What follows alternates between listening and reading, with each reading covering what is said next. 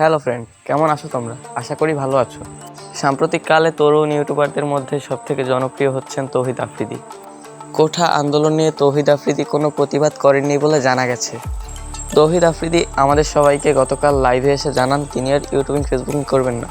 কিন্তু কেন করবেন না এ বিষয়ে বিস্তারিত থাকছে আজকের ভিডিওতে। ভিডিওটি 1 সেকেন্ডও স্কিপ না করে সম্পূর্ণ দেখতে থাকুন। তো চলুন শুরু করা যাক।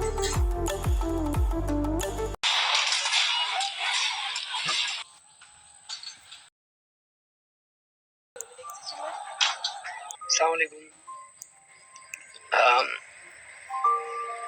আশা করি আপনারা সবাই ভালো আছেন। আমি আসলে ভালো নেই, সেই 16 তারিখ থেকেই। আমি দেশের বাইরে 13 তারিখে ছিলাম। তৌহিদ আফ্রিদির ইউটিউব এবং ফেসবুক থেকে বিদায় নেওয়ার কারণ দুইটা।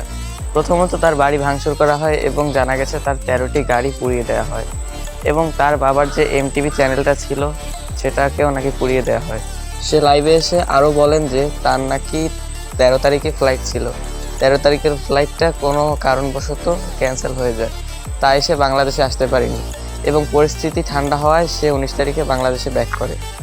তৌহিদ উদ্দিন আফ্রিদি নাকি পোস্ট করেছেন ছাত্র ভাইদের নিয়ে, কিন্তু উপরিমহলের চাপ থাকার কারণে তার সে পোস্টটি ডিলিট করতে হয়। তৌহিদ আফ্রিদি আরও বলেন তার ফেসবুকে অধিক সংখ্যক রিপোর্ট আসার কারণে তার ফেসবুক আইডিটাও তার হাত থেকে চলে যায়, যার কারণে তৌহিদ আফ্রিদি ফেসবুকে কোনো পোস্ট করতে পারেননি। ইনস্টাগ্রামে তিনি নাকি পোস্ট করেছেন, এটা জানা গেছে। এবার কথা বলা যাক তার বাবার চ্যানেল এমটিভি নিয়ে। তার বাবার কষ্টে করা চ্যানেল এমটিভিকে নাকি সন্ত্রাসীরা ভাঙচুর করেছে, তা তিনি লাইভে এসে বলেন এবং তার বাবার যে গাড়িগুলো ছিল সেগুলো পুড়িয়ে দেওয়া হয়।